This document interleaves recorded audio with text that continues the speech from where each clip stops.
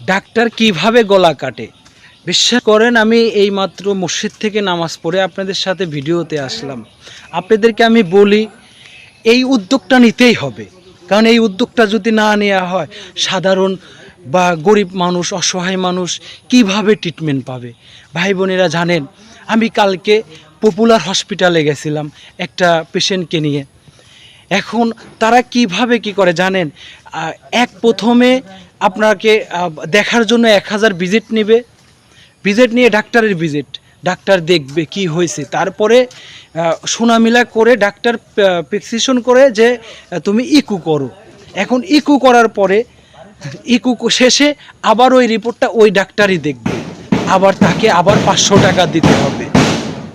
তো ভাই বোনেরা, প্রথমে 1000 টাকা দিয়ে দেখানো হইলো, আবার পরবর্তীতে আবার ইকু করার পরে রিপোর্ট দেখার জন্য তাকেই আবার 500 টাকা দিতে হয়।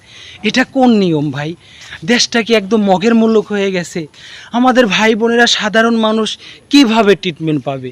আমি তো বিদেশে ছিলাম, বাইরে ছিলাম, বাংলাদেশে আসার পরে দেখি যে কোনো অবস্থাতেই সাধারণ মানুষজন ট্রিটমেন্ট নিতে পারতেছে না।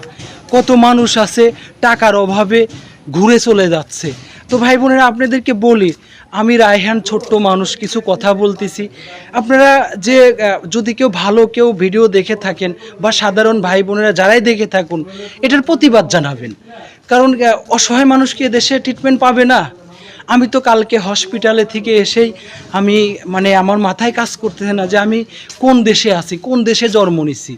তো ভাই বোনেরা, আসলে দুঃখের কথা, আমাদের দেশের কথা কি বলবো। তাই বলি যে সরকার এখান থেকে একটা উদ্যোগ নেওয়ার দরকার, যে একদম ভিজিট একটা নিম্নতরে একটা ছোট একটা ভিজিট করে দিবে, যেন সবার অধিকার এক হয়। সবাই ভালো থাকবেন ভাই বোনেরা। আপনারা কমেন্টে অবশ্যই জানাবেন, আমি আরও প্রতিবাদী ভিডিও করব, তাতে আমার যা হয় হবে। আমার সাথেই থাকবেন ভাই বোনেরা। আসসালামু আলাইকুম ওয়া রাহমাতুল্লাহ।